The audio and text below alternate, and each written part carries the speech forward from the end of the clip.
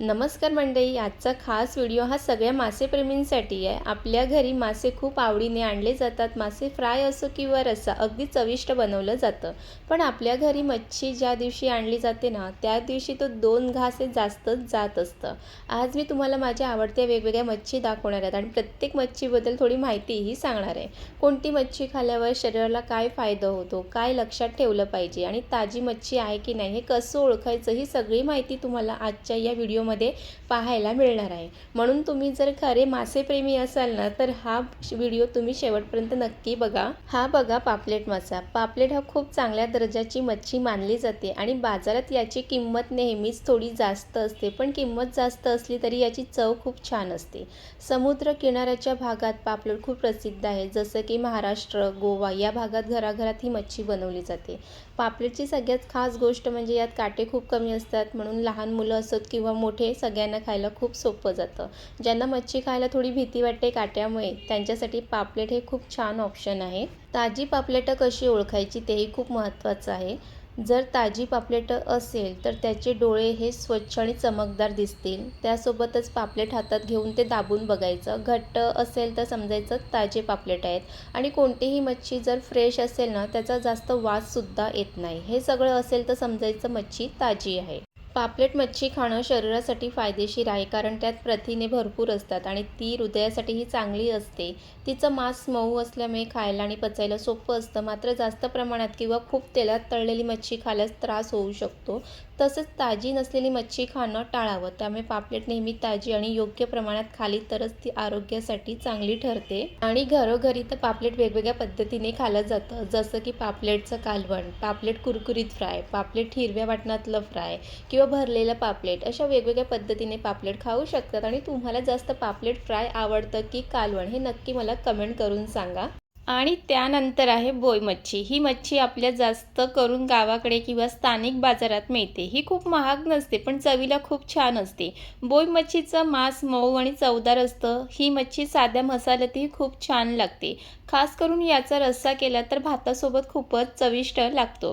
ही मच्छी घरगुती पद्धतीने बनवली ना तर अजून छान लागते। जास्त काही मसाले न घालता सुद्धा ह्याची जी चव ना खूप भारी लागते।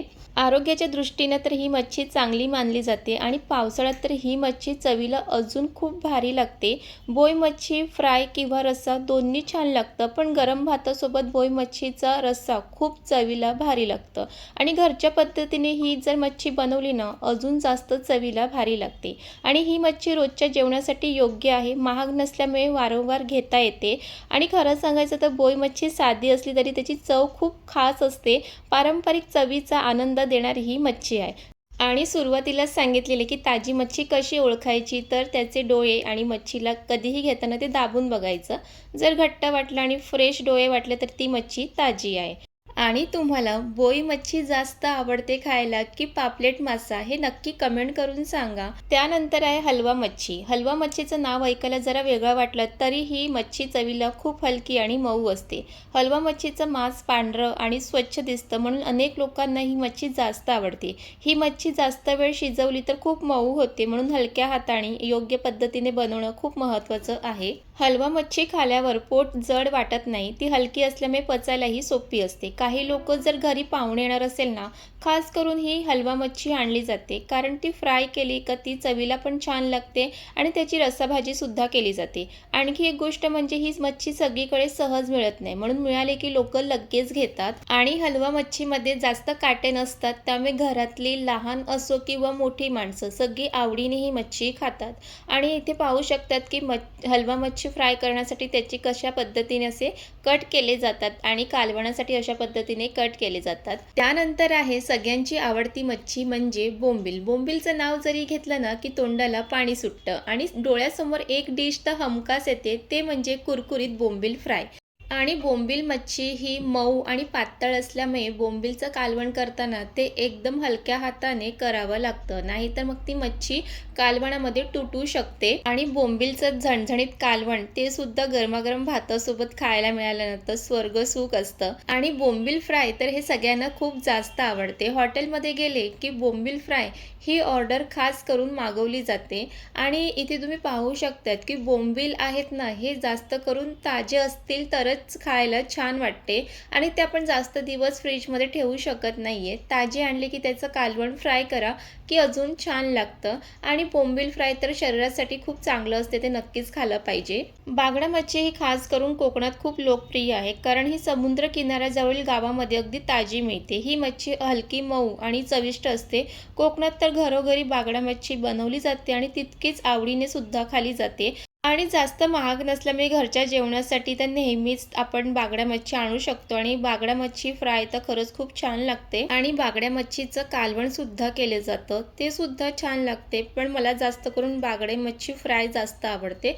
मस्त असे बागडे मच्छीला कट लावून घ्यायचं, म्हणजे आतून मसाले लागले जातात. तुम्हाला सुद्धा आवडते का बागडे मच्छी? नक्की मला कमेंट करून सांगा. आणि त्यानंतर आहे की घरातल्या प्रत्येक व्यक्तीची आवडती म्हणजे कोळंबी. कोळंबीमध्ये काही काटं नसतं आणि कोळंबी फ्राय तर खरंच खूप छान लागतं. कोळंबी साफ करायला थोडंसं वेळ जास्त लागतं, कारण त्यामध्ये जो काही काळा धागा आहे तो सुद्धा काढून घ्यायचा आहे.